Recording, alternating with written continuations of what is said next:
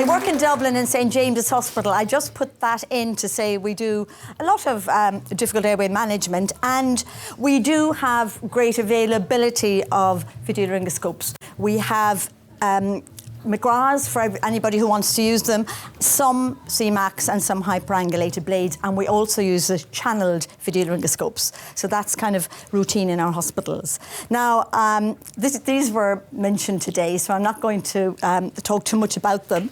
And the group that did the guidelines are a group of 11 anaesthesiologists, but there were 3 intensivists in the group, and I think that's important, and 3 emergency physicians.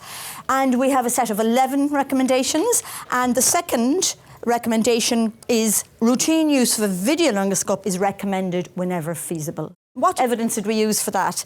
There were loads of studies. The Cochrane review came out in 2017, and that looked at VL versus DL. And they made the usual comment that we're missing quality data to come to definitive solutions and answers.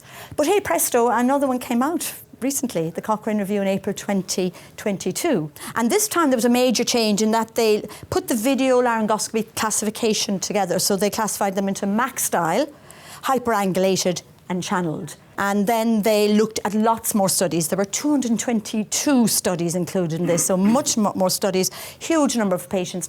And their conclusions in a nutshell: max style VLs, less failed intubation and hypoxia, and higher success first pass, which is what we're all interested in. And then with the hyperangulated VL, less failed intubations and esophageal intubation, and higher success first attempt.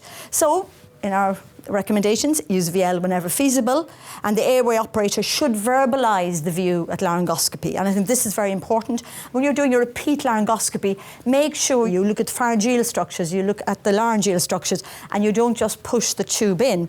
With DL, you get a more limited view, you know, than you do with your videoscope, which is a much wider angle. So look, that is actually the esophagus, and that is your larynx. So I think that's a very good illustration of glottic impersonation.